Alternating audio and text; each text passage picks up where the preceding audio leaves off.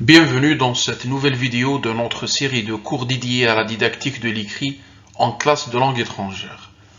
Dans ce 6e cours, nous allons voir ensemble les différents modèles de compréhension qui sont essentiels pour enseigner et faciliter l'acquisition de cette aptitude. Nous analyserons également les théories et approches qui permettent aux apprenants de mieux saisir, traiter et interpréter les textes en langue étrangère. Préparez-vous à découvrir des outils pédagogiques précieux pour optimiser votre pratique en classe de langue. Qu'est-ce qu'un modèle de compréhension écrite?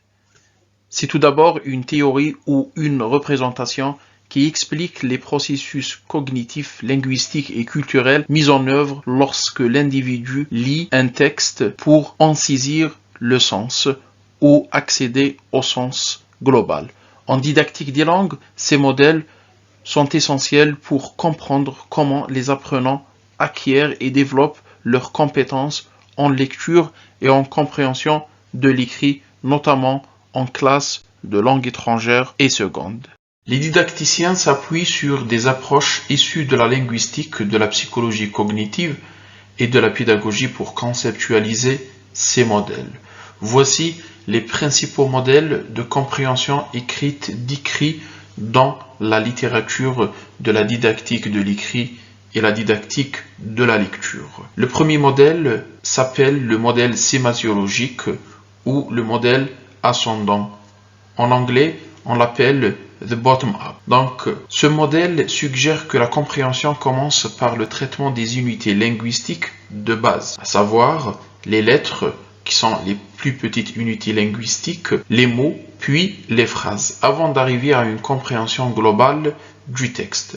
Son fonctionnement repose sur une démarche bien claire. L'apprenant décode d'abord les symboles écrits, identifie les mots, puis assemble les phrases pour en construire le sens global. La première phase de ce modèle, c'est la phase de discrimination qui porte sur l'identification de sons ou la reconnaissance des signes graphiques. Deuxième phase, c'est la segmentation qui concerne la délimitation des mots, de phrases, d'expressions ou de groupes de mots. Troisième phase, c'est l'interprétation dans laquelle on autorise l'attribution d'un sens à ces mots, ces groupes de mots, ces expressions ou ces phrases, etc.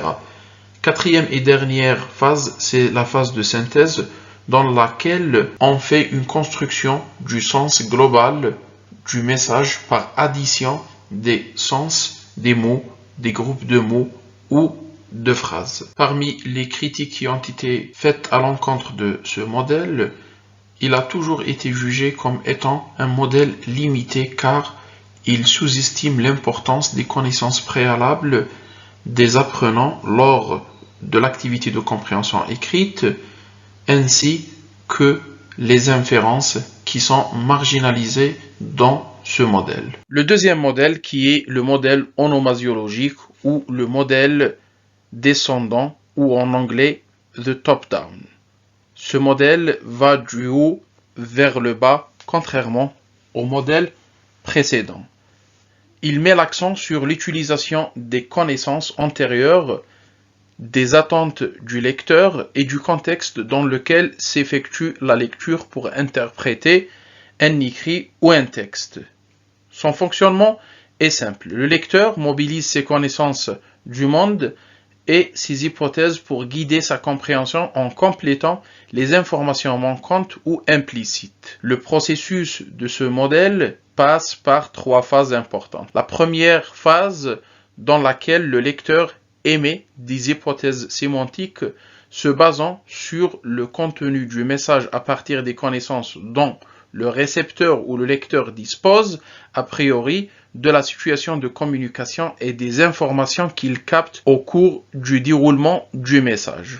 En d'autres termes, le lecteur commence d'abord par observer l'image du texte ou le paratexte pour émettre des hypothèses de sens qui lui permettent de comprendre la teneur du texte avant même de le lire. En deuxième lieu, la vérification des hypothèses émises préalablement s'effectue grâce à la saisie d'indices et de redondances qui permettent de confirmer ou de rejeter, voire infirmer les hypothèses émises et formelles construites au départ. Dans cette phase, le lecteur essaye de vérifier les hypothèses qu'il a déjà émises pour pouvoir accéder au sens de l'écrit. La troisième phase, qui est la dernière phase du processus, elle est liée à l'étape précédente de la vérification des hypothèses et concerne le résultat de la vérification. Si la vérification est positive et que les hypothèses ont été confirmées, le lecteur s'arrête et saisit le sens de l'écrit. Dans le cas contraire, le lecteur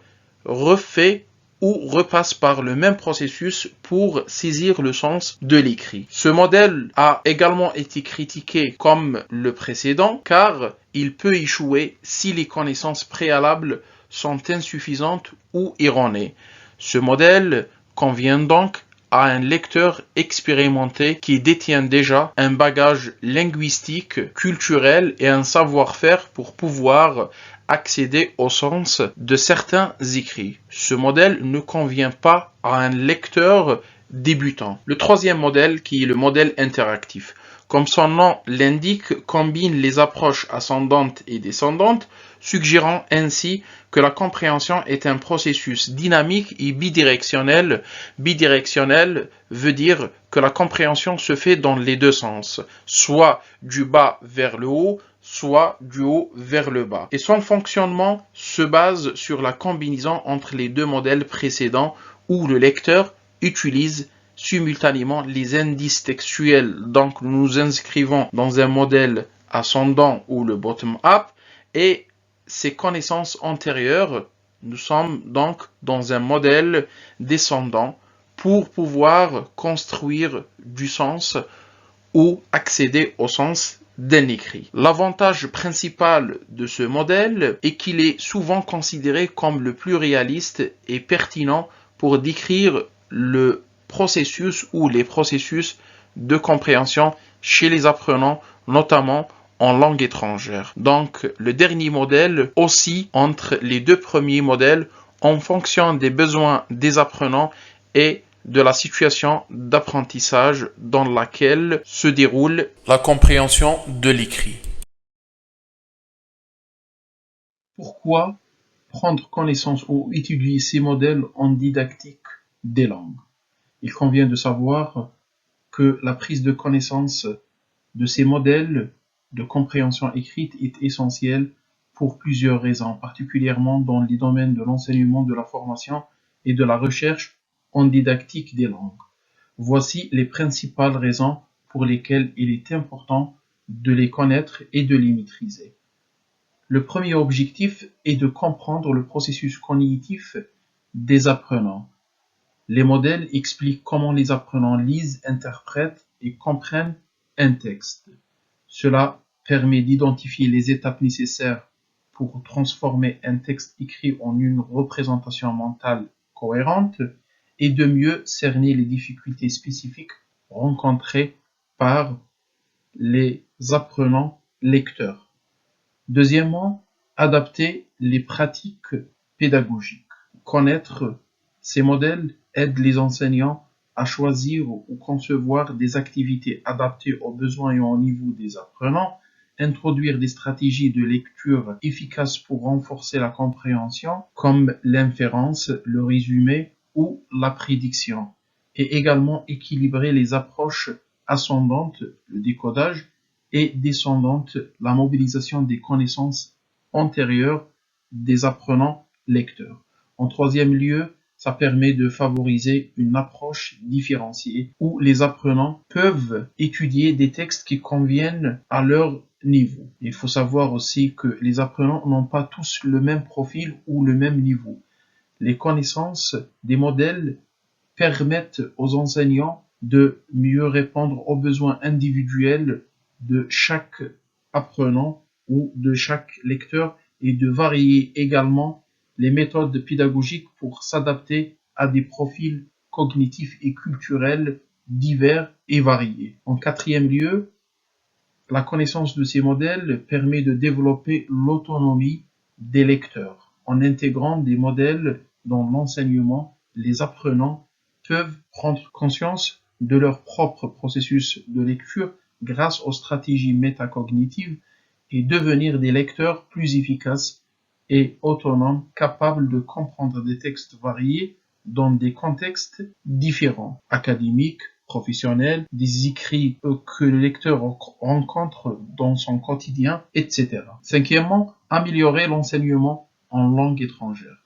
Dans le cadre de l'apprentissage du FLE ou d'autres langues étrangères, les modèles permettent de comprendre comment les apprenants transfèrent leurs compétences de lecture dans la langue maternelle vers la langue cible. Cela aide également à traiter les difficultés spécifiques liées à la langue étrangère, comme le manque de vocabulaire ou les différences culturelles dans les textes, contenus bien entendu dans les textes. Sixièmement, améliorer l'évaluation de la compréhension de l'écrit. Les modèles offrent des bases pour élaborer des outils d'évaluation plus précis, en identifiant ce qui est réellement évalué, donc est-ce des inférences, des connaissances culturelles, etc.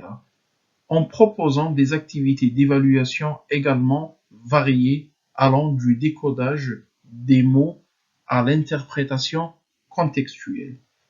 La connaissance de ces modèles permet également d'apporter une base scientifique à la didactique et plus précisément à l'enseignement-apprentissage de la compréhension écrite. Ces modèles s'appuient, comme nous l'avons bien cité au début de cette vidéo, sur des recherches en linguistique, en psychologie cognitive, psychologie générale, psychologie de l'enfant et également les sciences de l'éducation. Ils permettent ainsi de donner une assise théorique solide aux pratiques pédagogiques et d'intégrer des découvertes récentes sur la lecture comme l'impact du numérique sur les pratiques de lecture, l'intégration des TIS, l'intelligence artificielle et la lecture, et également les influences culturelles. Huitièmement et dernièrement, ces modèles permettent de favoriser une lecture critique et culturelle à travers l'encouragement des lecteurs à interroger les intentions de l'auteur, le contexte et les biais éventuels d'un texte. Et enfin, d'aider les apprenants à naviguer dans des textes complexes, particulièrement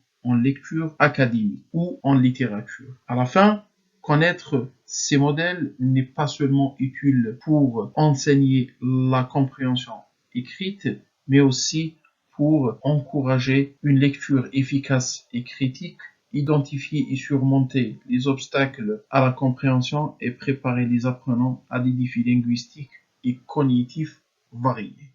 En conclusion, la compréhension de ces modèles ne se limite pas à une simple connaissance théorique, mais s'impose comme une démarche pratique et essentielle pour construire, former et préparer des lecteurs compétents et actifs dans un monde de plus en plus exigeant sur le plan de l'écrit. À la fin, je vous remercie d'avoir suivi cette vidéo sur les modèles de compréhension en didactique de l'écrit. Nous espérons que les différents modèles abordés ou que nous avons explorés ensemble vous fourniront des clés utiles pour enrichir vos pratiques pédagogiques en classe de langue étrangère. N'oubliez surtout pas que la compréhension de l'écrit est un processus complexe qui peut être amélioré avec les bonnes approches et stratégies qui soient adaptées au niveau des apprenants et à la situation d'apprentissage.